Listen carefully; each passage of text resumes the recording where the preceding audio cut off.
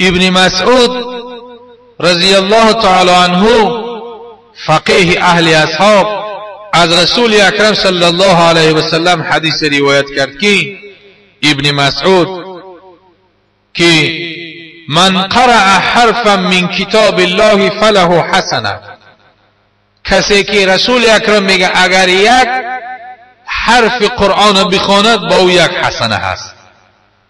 والحسنه بعشر امثالها، و حسنه به 10 برابر او است.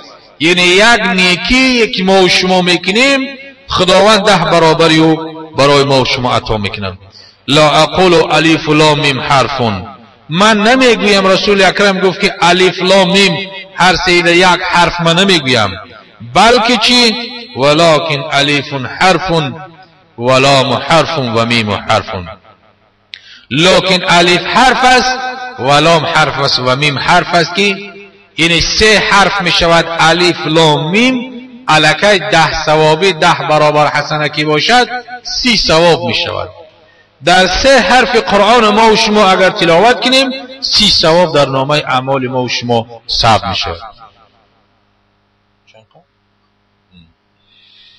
دیگر ابن مسعود فقیه اهل اصحاب از او سوال کردن که علم از کجا بگیریم، علم از کجا بیاموزیم؟ ابن مسعود رضی الله عنه گفت که اذا اردتم علم، اگر شما اراده داشته باشین که علم بگیرین، اگر شما مقصد داشته باشین که علم بگیرین، فاثیروا قرآن فإن فیه علم الاولین والآخرین، شما قرآن را کافت و کاف کنید، قرآن را بیاموزید که در قرآن علم اولین است، علم آخرین. هر چقدر که علم اولین علم آخرینه که ما و شما اگر کافت و کاف کنیم در قرآن است.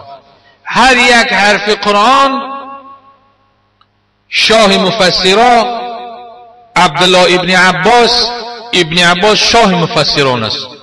در زمان صحابه هیچ کس مثل ابن عباس قرآن خوب تفسیری را نمیدانست. ابن عباس میگوید که یک حرف قرآن 60 معنا دارد. یک حرف قرآن تنها 60 معنا دارد، 60 تفسیر می شود. حالا که این معنای قرآن چی مقداری باشد؟ 14 عصر که قرآن نازل شدگی هست، 14 عصر شد که همه علمای امت رسول اکرم صلی الله علیه وسلم از او استفاده میکنن.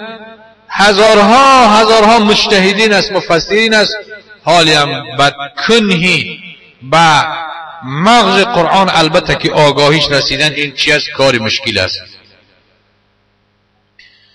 دیگر رسول اکرم صلی الله علیه وسلم گفت که فردا روز قیامت شفاعت کنندگان هستند که شفاعت میکردگی اگر خدا بخواهد، که خدا در سوره بقره آیت الکرسی هم گفت من ذا الذی یشفع عنده الا باذنه، و کسی که شفاعت میکند عنده نزد پروردگار الا باذنه، مگر به اذن خداوند. اگر خدا که بخواهد شفاعت میکنند پیغمبرها، انبیا، اولیا، شهدا، علما، صالحین، اونها اهل اخیار هستند که شفاعت میکنند. اما از همه اینها شفاعت میکردگی بهتر و افضلتر و خوبتر رسول اکرم میگه لا نبی ولا ملک ولا غیره، نه پیغمبر و نه ملائکه و نه غیرش، نه پیغمبر نه ملائکه نه غیری او بهتر از قرآن دیگر شفاعت کننده نیست که فردا روز قیامت قرآن خداوند جل جلاله از بین ابروی او بوسه میکند. قبله ملک بین عینیه، از بین دو چشمی او یعنی از پیشانه او بنده فرشته بوسه میکند. او بنده ایره که تلاوت قرآن با پاکی، با صدق و اخلاص، با نیت خوب تلاوت کند.